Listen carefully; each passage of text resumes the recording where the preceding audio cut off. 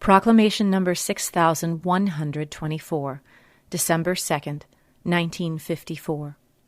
Words of comfort, suffering, illness, connection with God. Always rely on me and the fact that I will show you the right path.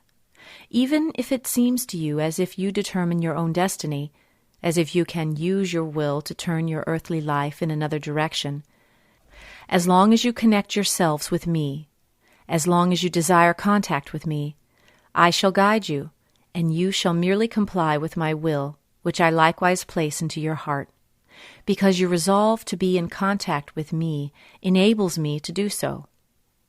Once someone has joined me, once someone wants to be in contact with me, he can stop worrying about his future destiny. For this will develop such that his soul can derive benefit from everything, and it will indeed do so if the human being faithfully entrusts himself to me, if he voluntarily subordinates himself to me and my guidance, if he lives his life with me, if he constantly bears me in mind and makes an effort to gain my love. Then he will also possess all my love, which only wants his soul's salvation that consists of the attainment of eternal beatitude. Believe me that you then will only have to struggle in earthly life if you refuse to help voluntarily. Hence you can be spared effort if you actively serve in neighborly love. Yet suffering and disease can still contribute towards your soul's purification, but it will nevertheless be bearable for you if you take refuge in me.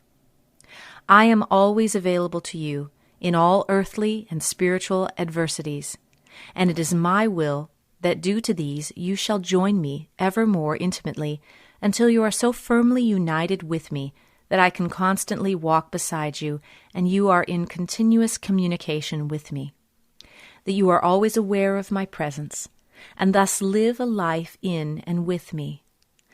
Everything you experience shall only contribute towards you forming an inseparable bond with me, and then nothing will frighten or worry you again.